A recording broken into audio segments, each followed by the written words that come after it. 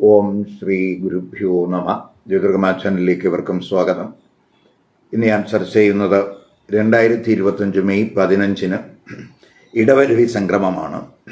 അതായത് സൂര്യൻ ഇടവൻ രാശിയിലേക്ക് രാശി മാറുന്നു. ഇപ്പോൾ സൂര്യൻ ഇടവൻ രാശിയിലേക്ക് രാശി മാറുമ്പോൾ ഓരോ കൂറുകാരെയും ലഗ്നക്കാരെയും ആ സൂര്യൻ്റെ രാശിമാറ്റം എങ്ങനെ സ്വാധീനിക്കുമെന്നുള്ളത്. ഇപ്പോൾ ഈ വീഡിയോയിൽ മേടം, ഇടവം, മിഥുനം, കർക്കിടക കൂറുകാർക്കും ലഗ്നക്കാർക്കും സൂര്യൻ്റെ രാശിമാറ്റം ഏതുവിധം സ്വാധീനിക്കും എന്നുള്ളതാണ്. ഇപ്പോൾ മെയ് മാസത്തിൽ 2025 മെയ് 15 12:11 AM സൂര്യൻ ഇടവൻ രാശിയിലേക്ക് രാശി മാറുന്നത്. ഇടവൻ രാശി എന്ന് പറയുന്നത് ശുക്രൻ്റെ രാശിയാണ്. ശുക്രൻ എന്ന് പറയുന്നത് സൂര്യൻ്റെ മിത്രഗ്രഹം അല്ല. ആ ശുക്രൻ ഇപ്പോൾ മീനം രാശിയിൽ മെയ് 31 വരെ ഉച്ചസ്ഥിതിയിലാണ്. അതിനുശേഷം ആ ശുക്രൻ മേടം രാശിയിലേക്ക് രാശി മാറുന്നു. ഇപ്പം ഇടവൻ രാശി സൂര്യൻ്റെ മിത്രരാശി അല്ല എങ്കിലും ആ രാശിയിലെ നക്ഷത്രങ്ങളെന്ന് പറയുന്നത് കാർത്തിക അവസാന 3 പാദം, അതുപോലെ മകയിരം, അതുപോലെ രോഹിണി, അതുപോലെ മകയിരത്തിൻ്റെ അവസാനത്തെ 2 പാദം. ഈ 3 നക്ഷത്രങ്ങളിലൂടെയാണ് സൂര്യൻ സഞ്ചരിക്കുന്നത്. കാർത്തിക എന്ന് പറയുന്നത് സൂര്യൻ്റെ തന്നെ നക്ഷത്രമാണ്. രോഹിണി എന്ന് പറയുന്നത് ചന്ദ്രൻ്റെ നക്ഷത്രമാണ്. അതുപോലെ മകയിരം എന്ന് പറയുന്നത് ചൊവ്വയുടെ നക്ഷത്രമാണ്. അപ്പോൾ ഈ ചൊവ്വയും അതുപോലെ തന്നെ ചന്ദ്രനും ഇവയൊന്നും തന്നെ സൂര്യൻ്റെ ശത്രുഗ്രഹങ്ങളല്ല എന്നുള്ളതാണ് ഒരു പ്രത്യേകത. അതുകൊണ്ട് ഈ സൂര്യൻ ഇടവൻ രാശിയിലേക്ക് രാശി മാറുന്നത് വലിയ ദോഷം ഉണ്ടാക്കില്ല എന്ന് നമുക്ക് പറയാം. ഇപ്പോൾ മെയ് 24 വരെ ആണ് ഈ സൂര്യൻ സ്വന്തം നക്ഷത്രമായ കാർത്തിക നക്ഷത്രത്തിലൂടെ സഞ്ചരിക്കുന്നത്. അപ്പോൾ കാർത്തിക നക്ഷത്രത്തിലൂടെ സൂര്യൻ സഞ്ചരിക്കുമ്പോൾ പൊതുവെ സൂര്യന് ബലം കൂടും, സൂര്യന് ശക്തി കൂടും. അപ്പോൾ ഈ ഇടവൻ രാശി എന്ന് പറയുന്നത് കാലപുരുഷൻ്റെ ധനസ്ഥാനമാണ്. അപ്പോൾ പൊതുവെ കാലപുരുഷൻ്റെ ധനസ്ഥാനം എന്ന് പറയുമ്പോൾ സൂര്യൻ ഇടവൻ രാശിയിലേക്ക് രാശി മാറുന്നത് പൊതുവെ എല്ലാ കൂറുകാരെ സംബന്ധിച്ചിടത്തോളം അവരുടെ ജീവന ഉപാധി കണ്ടെത്തുന്നതിനുള്ള ഒരു പരിശ്രമം ഈ സമയത്ത് കൂടാൻ സാധ്യതയുണ്ട്. ഇപ്പോൾ ചിങ്ങൻ രാശിയുടെ അധിപനാണ് സൂര്യൻ. ആ രാശിയുടെ കർമ്മസ്ഥാനത്താണ് ഈ 2ാം ഭാവരാശി, അതായത് ഇടവരാശി എന്ന് പറയുന്നത്. അപ്പോൾ സൂര്യൻ്റെ കർമ്മസ്ഥാനത്താണ്, അതായത് 5ാം ഭാവത്തിൻ്റെ കർമ്മസ്ഥാനത്താണ് ഈ സൂര്യൻ സഞ്ചരിക്കുന്നു എന്നുള്ളത് കൊണ്ട് പൊതുവെ ഈ ധനാർജനം ലക്ഷ്യമാക്കിയുള്ള കർമ്മ പ്രവർത്തനങ്ങൾ ഊർജിതമാകുന്ന സമയം എന്ന് തന്നെ പറയാം. അപ്പം നിലനിൽപ്പിനായിട്ടുള്ള അതിജീവനത്തിനുള്ള ഒരു പൊരുതൽ ആയിരിക്കും ഈ സൂര്യൻ ഇടവൻ രാശിയിൽ വരിക വഴി ഉണ്ടാവുന്നത്. ഇപ്പം സൂര്യൻ ഇടവൻ രാശിയിലേക്ക് വരുമ്പോൾ പൊതുവെ സൂര്യൻ എന്ന് പറഞ്ഞാൽ ഇച്ഛാശക്തിയുടെ ഗ്രഹമാണ്, ആത്മവിശ്വാസത്തിൻ്റെ ഗ്രഹമാണ്. അതുപോലെ ഉന്നത പദവി, അധികാരം, അതുപോലെ നേതൃത്വ ഗുണം, ശരി തെറ്റുകൾ വേർതിരിച്ചറിയുന്നതിനുള്ള ഒരു അവബോധം, അതുപോലെ നമുക്ക് ഉറച്ച തീരുമാനമൊക്കെ എടുക്കാനുള്ളൊരു കഴിവ് ഒക്കെ ഈ സൂര്യൻ ഇടവൻ രാശിയിലേക്ക് വരുമ്പോൾ ഉണ്ടാകും എന്ന് തന്നെ പറയാം. എങ്കിലും ഏത് ഗ്രഹം ഒരു രാശിയിൽ നിന്നും മറ്റൊരു രാശിയിലേക്ക് മാറുമ്പോൾ ചില ആളുകൾക്ക്, ചില കൂറുകാർക്ക് ചില പോസിറ്റീവ് ഇഫക്റ്റ് കൂടും, മറ്റുള്ളവർക്ക് നെഗറ്റീവ് ഇഫക്റ്റും കൂടാൻ സാധ്യതയുണ്ട്.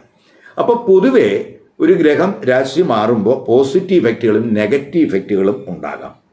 അവയൊക്കെ നമ്മൾ ജാതകത്തിൽ സൂര്യൻ്റെ സ്ഥിതി, അതുപോലെ ജാതകത്തിൽ ഇപ്പോൾ നടക്കുന്ന ദേശാവകാരം, ഇവയുടെയൊക്കെ സ്വാധീനമനുസരിച്ച് ഇവയൊക്കെ ഈ പോസിറ്റീവ് നെഗറ്റീവ് ഇഫക്റ്റുകളുടെ ആ ഇഫക്റ്റുകളിൽ മാറ്റം വരാനും സാധ്യതയുണ്ട്. ഇപ്പോൾ സൂര്യൻ ഇടവൻ രാശിയിലേക്ക് രാശി മാറുമ്പോൾ ഓരോ ലഗ്നക്കാരെയും ഓരോ കൂറുകാരെയും ഏതുവിധം സ്വാധീനിക്കും എന്ന് നോക്കാം. ആദ്യം മേടക്കൂറുകാർക്കും മേട ലഗ്നക്കാർക്കും സൂര്യൻ്റെ രാശി മാറ്റം എന്ത് ഇമ്പാക്റ്റ് ഉണ്ടാക്കും നോക്കാം. മേടക്കൂറുകാരെന്ന് പറയുമ്പോൾ അശ്വതി, ഭരണി, കാർത്തിക നക്ഷത്രത്തിൻ്റെ ആദ്യപാദത്തിൽ പെടുന്നവരാണ്.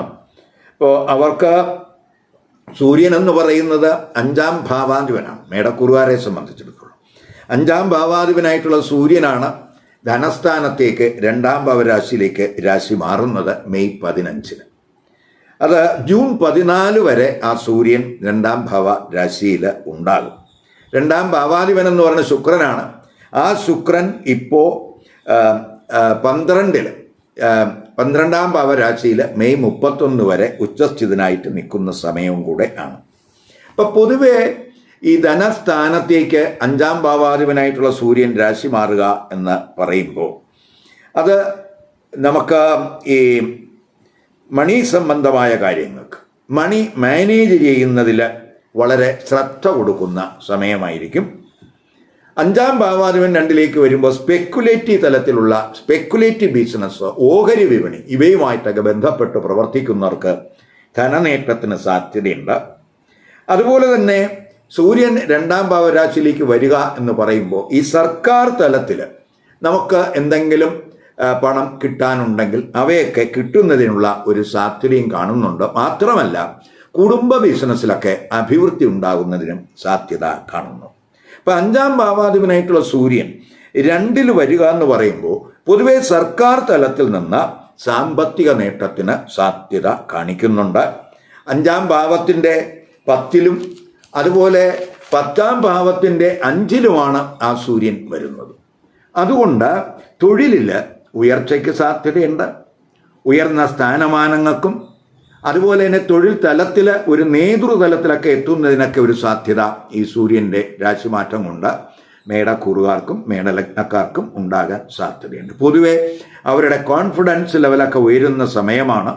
മെയ് അവസാനത്തോടുകൂടി ധനസ്ഥിതി ഇംപ്രൂവ് ചെയ്യുന്നതിന് സാധ്യത കാണുന്നുണ്ട്.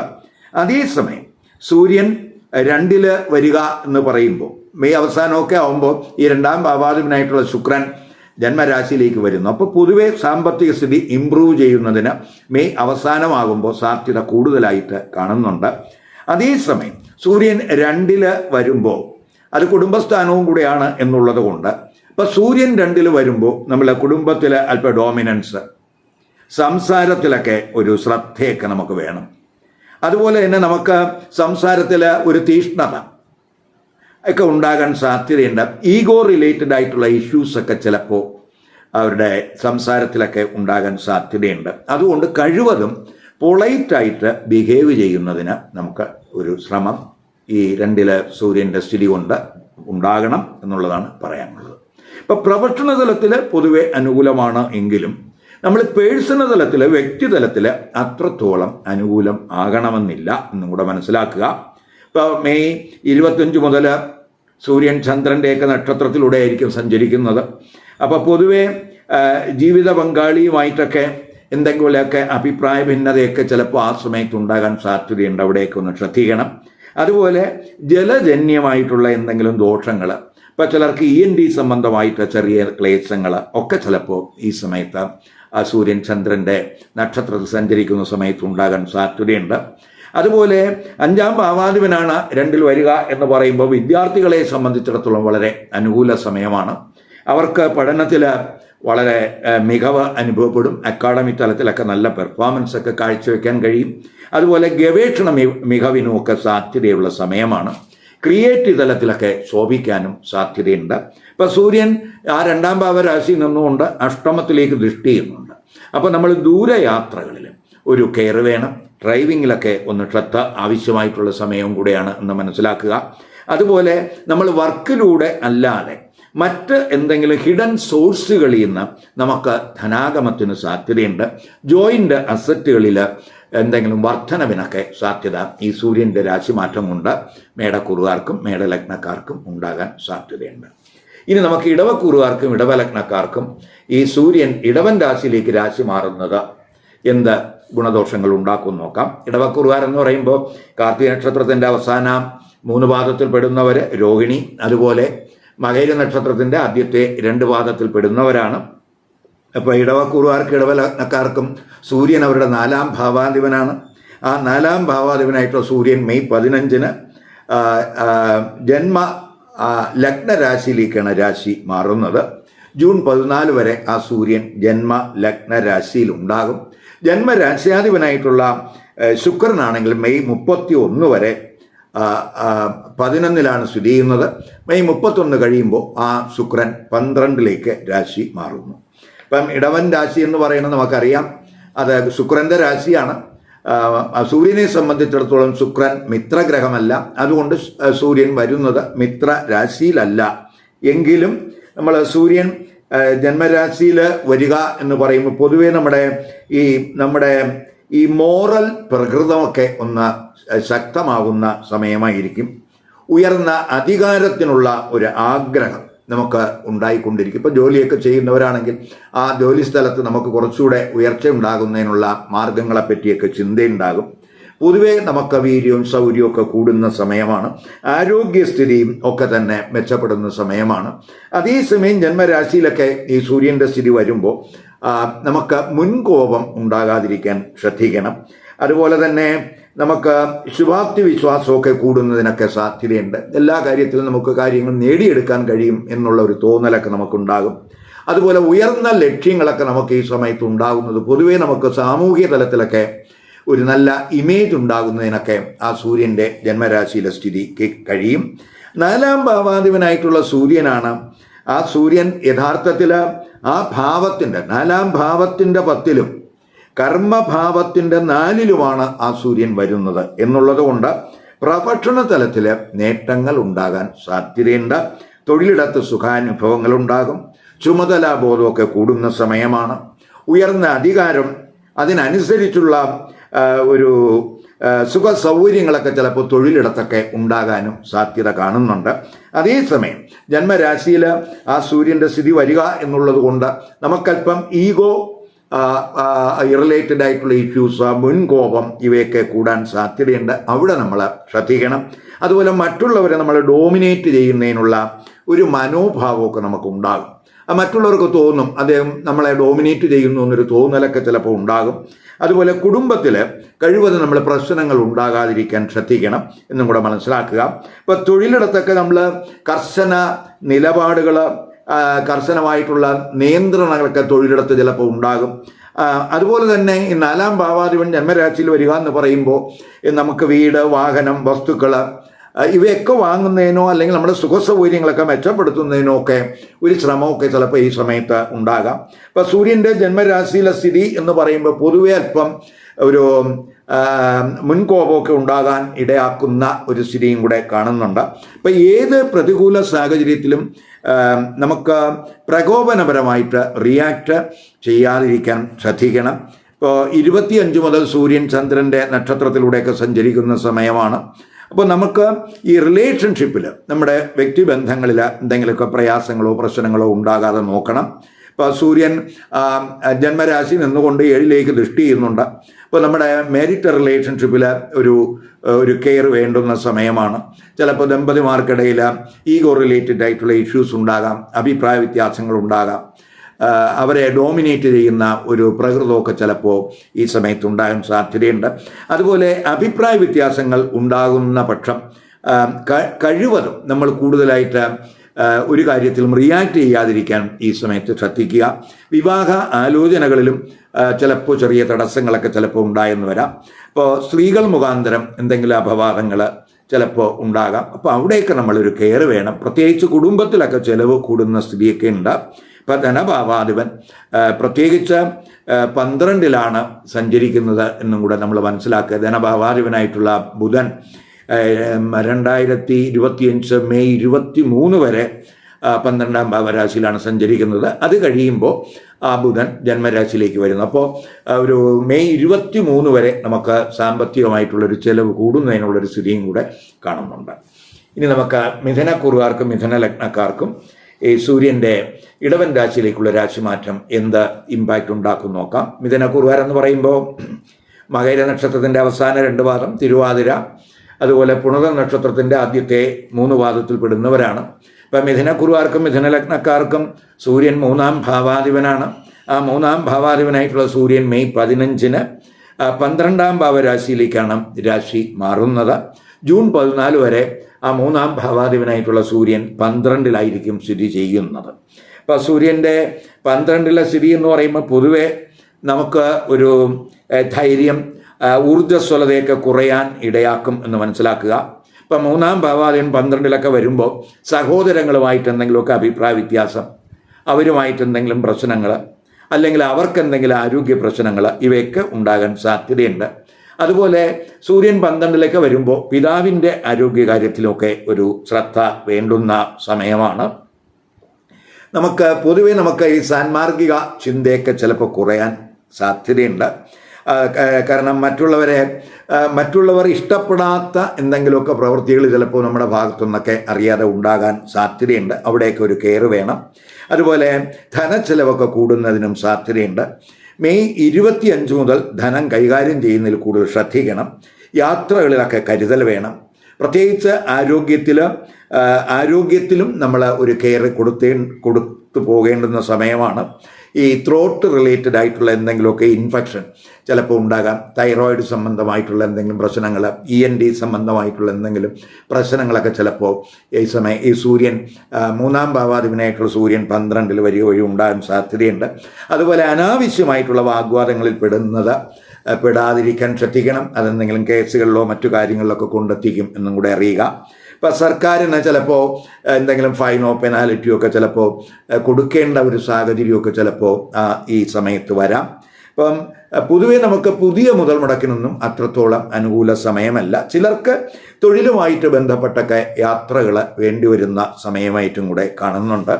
പൊതുവെ ഒരു ഈ 12 സൂര്യൻ വരുമ്പോൾ നമ്മൾ ഒരു ഒറ്റപ്പെടലിൻ്റെ ഒരു ഒറ്റപ്പെടൽ ഫീൽ ചെയ്യുന്ന സമയമായിരിക്കും. അപ്പോൾ നമ്മുടെ എനർജിയൊക്കെ കഴിവതും നമ്മുടെ ഊർജ്ജമൊക്കെ നമ്മൾ ആത്മീയ കാര്യങ്ങളിലും ധ്യാനത്തിലുമൊക്കെ വിനിയോഗിക്കുന്നത് വളരെ ഗുണം ചെയ്യും.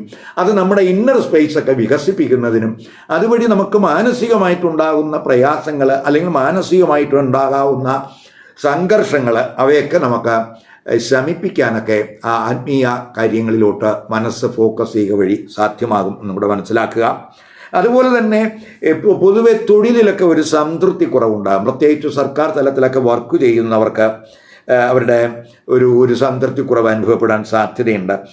ഡ്യൂട്ടിയിലൊക്കെ ഒരു ആലസ്യം അല്ലെങ്കിൽ കോൺസെൻട്രേഷനൊക്കെ കുറയുന്നതിന് സാധ്യതയുണ്ട്.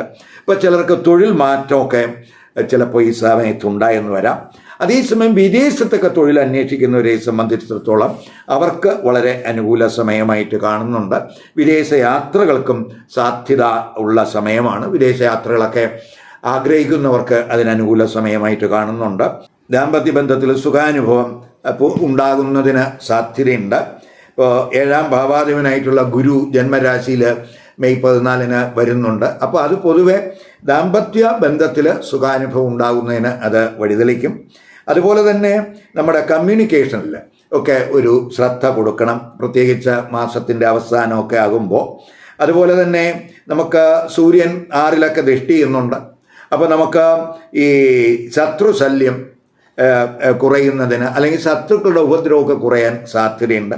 അതുപോലെ നമുക്ക് വ്യവഹാരങ്ങൾ എന്തെങ്കിലും കേസുകളോ മറ്റോ ഒക്കെ ഉണ്ടെങ്കിൽ അതിലൊക്കെ ഒരു വിജയത്തിനൊക്കെ സാധ്യത കാണുന്നുണ്ട്. അതുപോലെ കോമ്പറ്റിറ്റീവ് തലത്തിലൊക്കെ പങ്കെടുക്കുന്നവർക്ക് അനുകൂല സമയമായിട്ട് കാണുന്നുണ്ട്. ഇപ്പം നമ്മൾ പ്രത്യേകിച്ച് ഈ 6-ലൊക്കെ സൂര്യൻ്റെ ദൃഷ്ടി വരുമ്പോൾ നമ്മൾ ഒരു ആസൂത്രണം ഇല്ലാതെയുള്ള പ്രവർത്തനങ്ങൾ ധനച്ചെലവുണ്ടാക്കും എന്ന് നമ്മൾ മനസ്സിലാക്കുക. അതുപോലെ കടബാധ്യതയൊക്കെ കൂടാതിരിക്കാനും ശ്രദ്ധിക്കണം. പ്രത്യേകിച്ച് ഈ സുഹൃത്തുക്കളും അല്ലെങ്കിൽ അയൽവക്കക്കാരുമായിട്ടുള്ള ബന്ധമൊക്കെ ഒരു നല്ല രീതിയിൽ കൊണ്ടുപോകാൻ ശ്രദ്ധിക്കണം. അവരുമായിട്ടുള്ള ഒരു ബന്ധം മോശമാകാതെയൊക്കെ നോക്കണം. പ്രതികാര മനോഭാവമൊക്കെ ഒഴിവാക്കുന്നത് ഈ സമയത്ത് ഗുണം ചെയ്യും എന്നും കൂടെ മനസ്സിലാക്കുക. ഇനി കർക്കിടകക്കൂറുകാർക്കും കർക്കിടക ലഗ്നക്കാർക്കും ഈ സൂര്യൻ ഇടവൻ രാശിയിലേക്ക് രാശി മാറുന്നത് എന്ത് ഇമ്പാക്റ്റ് ഉണ്ടാക്കുമെന്ന് നോക്കാം. കർക്കിടകക്കൂറുകാരെന്ന് പറയുമ്പോൾ പുണർ നക്ഷത്രത്തിൻ്റെ അവസാന പാദം, അതുപോലെ പൂയം ആയില്യം നക്ഷത്രക്കാരെയാണ്. അപ്പോൾ ഈ കർക്കിടകക്കൂറുകാർക്കും കർക്കിടക ലഗ്നക്കാർക്കും സൂര്യൻ എന്ന് പറയുന്നത് ധനഭാവാധിപനാണ്, 2-ാം ഭാവാധിപനാണ്. ആ സൂര്യൻ മെയ് 15 അവരുടെ നേട്ടങ്ങളുടെ സ്ഥാനത്ത് 11-ലേക്കാണ് രാശി മാറുന്നത്. ജൂൺ 14 വരെ ആ സൂര്യൻ നേട്ടത്തിൻ്റെ സ്ഥാനത്ത് ഉണ്ടാകും. അപ്പം പൊതുവേ നമുക്ക് ഈ കുടുംബ തലത്തിലും പ്രൊഫഷണൽ തലത്തിലും സാമ്പത്തിക തലത്തിലുമൊക്കെ വലിയ നേട്ടങ്ങൾ ഉണ്ടാകാവുന്ന സമയമായിട്ട് കാണുന്നുണ്ട്. കുടുംബ ബിസിനസ്സിലൊക്കെ പുരോഗതി ദൃശ്യമാകുന്ന സമയമാണ്. പല തലങ്ങളിൽ നിന്ന് നമുക്ക് വരുമാന മാർഗങ്ങൾ പ്രതീക്ഷിക്കാവുന്ന സമയമാണ്. 2-ാം ഭാവാധിപനായിട്ടുള്ള സൂര്യൻ 11-ലേക്ക് രാശി മാറുക വഴി ജൂൺ 14 വരെ ഉണ്ടാകുന്നത് എന്ന് തന്നെ പറയാം. ഇപ്പോൾ ബാങ്കിങ് ബിസിനസ്സൊക്കെ നടത്തുന്നവർക്ക് വളരെ ഗുണാനുഭവം ഉണ്ടാകും. അതുപോലെ ഈ ബോർഡിംഗ് ഹൗസൊക്കെ നടത്തുന്നവർക്കും വളരെ ഗുണാനുഭവം ഉണ്ടാകും. സോഷ്യൽ നെറ്റ്വർക്കൊക്കെ വികസിപ്പിക്കുന്നതിന് സാധ്യതയുള്ള സമയമാണ്. റിയൽ എസ്റ്റേറ്റ് വഴിയൊക്കെ നേട്ടങ്ങൾ ഉണ്ടാകും. ഈ വീട്, അതുപോലെ വസ്തു, വാഹനങ്ങൾ ഇവയൊക്കെ വാങ്ങാൻ ആഗ്രഹിക്കുന്നവർക്ക് പൊതുവെ അനുകൂല സമയമായിട്ട് കാണുന്നുണ്ട്. പ്രൊഫഷണൽ തലത്തിലൊക്കെ ഉയർച്ച പ്രതീക്ഷിക്കാം. പ്രൊമോഷൻ, സ്ഥാനമാനങ്ങൾ ഇവയ്ക്കൊക്കെ സാധ്യത കാണുന്നുണ്ട് സൂര്യൻ്റെ 11ലെ സ്ഥിതി. അതുപോലെ വിദേശ യാത്രകൾ കൊണ്ട് നേട്ടം പ്രതീക്ഷിക്കാവുന്ന സമയമാണ്. സീനിയർ ഉദ്യോഗസ്ഥരുമായിട്ട് നല്ല ബന്ധമൊക്കെ ഉണ്ടാകുന്നത്, പ്രത്യേകിച്ച് തൊഴിലിൽ അവരുടെ തൊഴിലിടത്ത് ആ സീനിയർ ഉദ്യോഗസ്ഥന്മാരുടെയൊക്കെ ഒരു സഹായം ഉണ്ടാകുന്നതിന് അനുകൂലമായിട്ടുള്ള ഒരു അന്തരീക്ഷമായിട്ട് കാണുന്നുണ്ട്. അപ്പോൾ സർക്കാർ വഴിയൊക്കെ ധനനേട്ടത്തിന് സാധ്യതയുണ്ട്. ഇപ്പോൾ സർക്കാരിൽ നിന്നൊക്കെ നമുക്ക് കാശ് കിട്ടാനുണ്ടെങ്കിൽ അത് കിട്ടുന്നതിനൊക്കെ ഒരു സാധ്യത കാണുന്നുണ്ട്. അതുപോലെ ഈ കൂട്ടു സംരംഭങ്ങൾ വഴിയൊക്കെ ഗുണാനുഭവം ഉണ്ടാകും. അതുപോലെ ഈ സാമൂഹിക ബന്ധത്തിൽ സമൂഹത്തിൽ പ്രത്യേകിച്ച് ഉന്നതരായ വ്യക്തികളെയൊക്കെ കണ്ടുമുട്ടുന്നതിനും അവരുടെയൊക്കെ ഒരു സഹായമൊക്കെ കിട്ടുന്നതിന് ഈ സൂര്യൻ്റെ 11ലെ സ്ഥിതി വഴിതെളിക്കുമെന്ന് പറയാം. സൗഹൃദങ്ങൾ, സാമൂഹ്യ ബന്ധങ്ങൾ ഇവ വഴിയൊക്കെ പൊതുവെ നേട്ടം ഈ 11ലെ സൂര്യൻ്റെ സ്ഥിതി കൊണ്ട് ഈ കുറുകാർക്ക് ഉണ്ടാകാം. വിദേശത്ത് തൊഴിൽ അന്വേഷിക്കുന്നവർക്ക് പൊതുവെ തൊഴിൽ ഭാഗ്യത്തിന് സാധ്യത കാണുന്നുണ്ട്. അതേസമയം ഈഗോ റിലേറ്റഡ് ആയിട്ടുള്ള ഇഷ്യൂസ്, അസൂയ ഇവയൊക്കെ ഈ സമയത്തുണ്ടാകാം. അവിടെ നമ്മൾ ഒന്ന് കെയർ വേണം. കുടുംബാംഗങ്ങളുമായിട്ടൊക്കെ സമയം നമ്മൾ ചെലവാക്കുന്നതിനും അതുപോലെ അവരുടെ കാര്യങ്ങളിലൊക്കെ ശ്രദ്ധ കൊടുക്കുന്നതിനുമൊക്കെ ഈ സമയം ചിലപ്പോൾ നമ്മൾ പ്രേരിപ്പിച്ചു എന്ന് വരാം. ഇപ്പോൾ സൂര്യൻ 5ലൊക്കെ ദൃഷ്ടി ചെയ്യുന്ന സമയമാണ്. ഇപ്പോൾ സൂര്യൻ്റെ 5ലെ ദൃഷ്ടി എന്ന് പറയുമ്പോൾ വിദ്യാർത്ഥികളെ സംബന്ധിച്ചിടത്തോളം അവർക്ക് പഠന മികവിനൊക്കെ സാധ്യതയുള്ള സമയമാണ്.